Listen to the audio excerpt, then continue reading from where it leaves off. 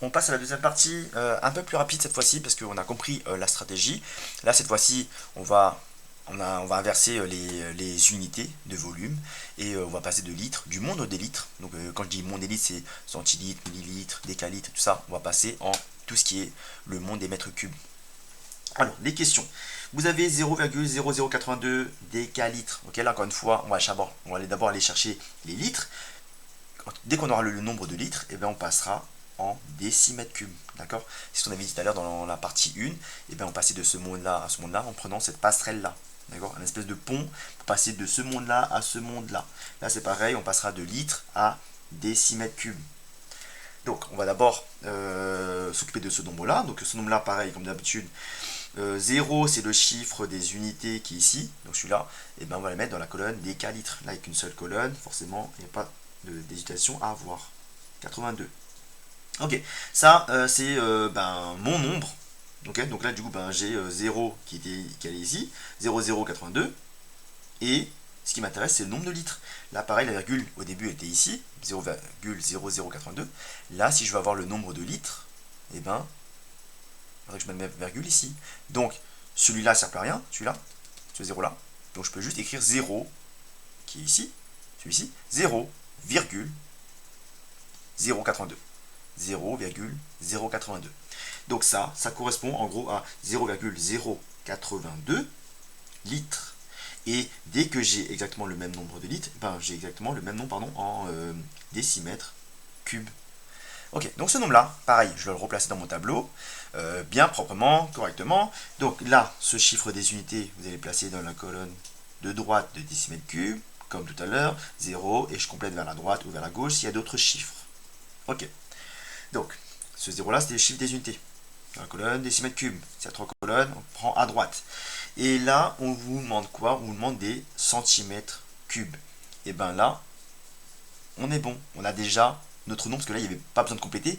On a bien le 2 qui s'arrête au chiffre, 2 qui est mon chiffre des unités, qui est bien la colonne de droite de centimètres cubes. Donc là, on a juste à écrire 82. D'accord? Ce 0-là, vous pouvez les écrire si vous voulez. Surtout, ne mettez pas de virgule, parce que 0,082, c'est pareil que 82, mais dès qu'il y a une virgule, c'est plus pareil. Donc ça, voilà la bonne réponse. Dernier exemple, si j'ai 237,12 centilitres, pareil, là on est dans le monde des litres, je placerai le chiffre des unités qui est 7 dans la colonne qui est indiquée ici, centilitres, donc 7 ici, là je complète vers la gauche parce qu'il y a des chiffres, 237,12, il y a un 2 ici, attention, une colonne supplémentaire sera nécessaire.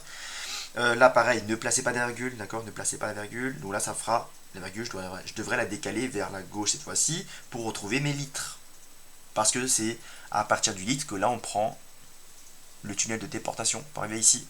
Donc là ça fait 2,3712. Donc ce nombre-là est égal à 2,3712 litres. Dès que j'ai le nombre de litres, j'aurai exactement le même nombre en décimètres cubes. C'est toujours pareil. Pardon, vous ne voyez pas. Voilà, donc ça, j'ai écrit. Donc là, j'ai le 7 qui était ici, la virgule, pardon, 237,12. Et là, on voulait des litres pour pouvoir se déporter dans l'autre monde.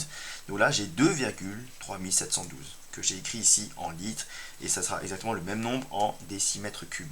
Maintenant, si on demande des hectomètres cubes, là il y aura beaucoup de zéros, c'est pas grave, au moins vous voyez un exemple. Donc ce nombre-là, vous allez placer correctement dans votre tableau de conversion. Là pareil, c'est le chiffre des unités qui nous intéresse, c'est lui qu'on place en premier. Après on pourra placer les autres tranquillement. Le 2 ici va aller dans la colonne décimètres cubes.